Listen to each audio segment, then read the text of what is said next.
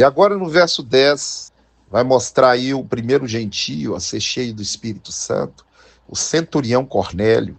Centurião é um chefe de 100 soldados romanos, é um homem de proeminência. E ele era um homem bondoso, estava orando, fazendo esmolas, como ele costumava fazer. E Deus viu o coração daquele homem e enviou um anjo. E falou: Cornélio, as suas orações e a sua esmola subiram diante de Deus para memórias suas. Muito crente não sabe que a fé sem obras é morta. Os crentes estão indo na igreja buscar, mas Deus quer que você vá doar, que você seja curado, discipulado, preparado para ser uma bênção nessa terra. Esse homem não era um cristão ainda, mas era uma bênção. Ele ajudava as pessoas e Deus viu o coração dele. Deus queria salvar aquele homem. Essas pessoas atraem a bondade de Deus sobre a vida delas. Ele manda as pessoas buscar Pedro e Pedro fala que não vai, que ele não mexe com gente dessa laia, com romano, que é proibido misturar com esse tipo de gente. E Deus faz descer um lençol, e ele vê um lençol de comida que os judeus não podiam comer, toda espécie de comida imunda. E Deus fala: mata e come. Ele fala: Senhor, o Senhor sabe que até hoje eu nunca comi uma comida dessa.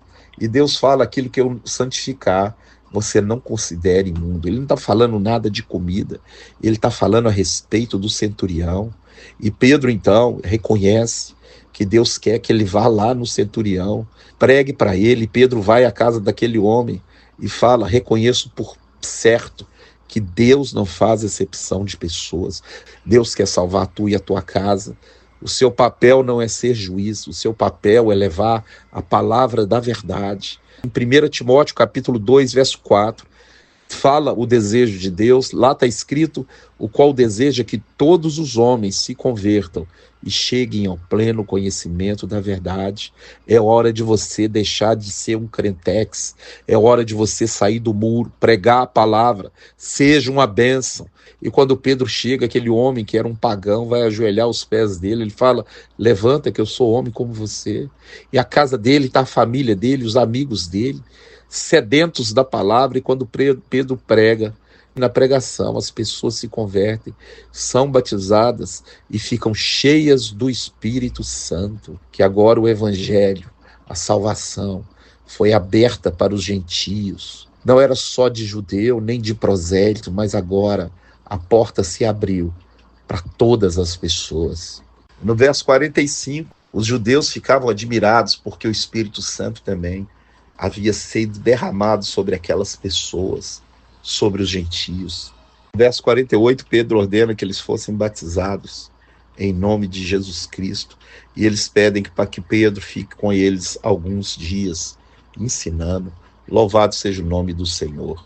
E no capítulo 11, quando Pedro volta para Jerusalém, eles vão arguir ele: você entrou na casa de pessoas incircuncisas. E Pedro conta toda a história do lençol, como que Deus falou para ele que não era para ele fazer acepção de pessoas, e como Deus havia salvado aquelas pessoas e enchido eles do Espírito Santo.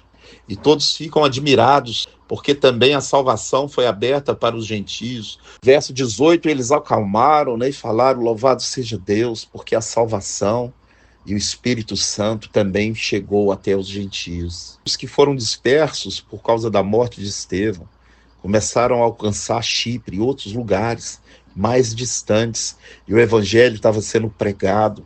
Esse é o papel da igreja, levar o evangelho.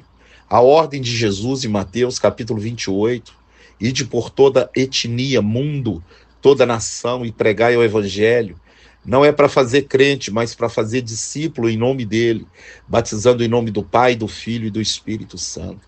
Aquela igreja que estava só em Jerusalém reunida, agora estava sendo espalhada pelo mundo e pregando e levando a salvação e o poder de Deus a muitas nações e a muitas vidas, através dos cristãos que estavam sendo formados, dos apóstolos, dos presbíteros, dos servos e das servas do Senhor Jesus. E Barnabé, que era um homem bondoso, cheio do Espírito Santo, vai até Antioquia, prega a palavra do Senhor por todos os lugares por onde ele passa. Barnabé ficou 1 ano naquela igreja ensinando a palavra do Senhor, e ali em Antioquia, os discípulos foram pela primeira vez chamados cristãos. A palavra Cristo é ungido, ou aquele que tem um Espírito. Cristão é uma pequena cópia de Cristo, e se você tem um Espírito de Deus, cada dia você vai se transformando à imagem de Jesus, você vai perdendo os desejos carnais e vai sendo ligado ao reino dos céus. Você passa a amar pessoas e não coisas. Você usa as coisas e ama as pessoas. Você não usa as pessoas e ama as coisas. E você passa a ser guiado pelo Espírito. Então, se você é um cristão, seja um cristão verdadeiro, não seja um cristão meia-boca, não seja um péssimo testemunho, e seja testemunho do poder de Deus na sua vida e o que ele tem feito através da sua vida. De Jerusalém chegaram alguns profetas em Antioquia e deram a entender que viria grande fome sobre a terra, aos quais veio no tempo de Cláudio. Cláudio é o imperador romano. Os discípulos de Antioquia enviaram socorro aos irmãos da Judéia, segundo as suas posses. Então eles tinham tudo em comum, eram uma verdadeira igreja, era uma igreja santa, uma igreja cheia do poder do Espírito. Deus vai fazer essa igreja voltar na terra.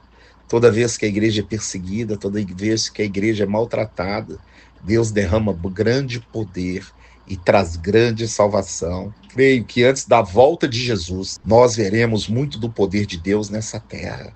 Ore por um avivamento. Atos 12, Herodes Agripa I manda passar alguns no fio da espada e vai decapitar Tiago. E há um grande alvoroço e mais pessoas vão ser dispersas para pregar o evangelho em todos os lugares. Ele viu que ele agradava os sacerdotes judeus com essa atitude, mandou prender também Pedro. Ia fazer a mesma coisa com ele. A igreja orava. E você tem que aprender, olha o poder da oração da igreja. Porque a igreja é o poder de Deus na terra, e a igreja orava e Deus enviou um anjo. E aquele anjo fez Pedro ficar invisível e abriu as portas dos cárceres, das correntes, e ele foi levado até os irmãos. Eles ficam muito felizes e ele conta como o Senhor enviou um anjo para libertar ele. Em Hebreus capítulo 1, verso 14, diz que anjos são espíritos ministradores enviados a serviço daqueles que hão de herdar a salvação. Deus também pode enviar um anjo para você hoje. Eu não sei qual que é a sua dificuldade.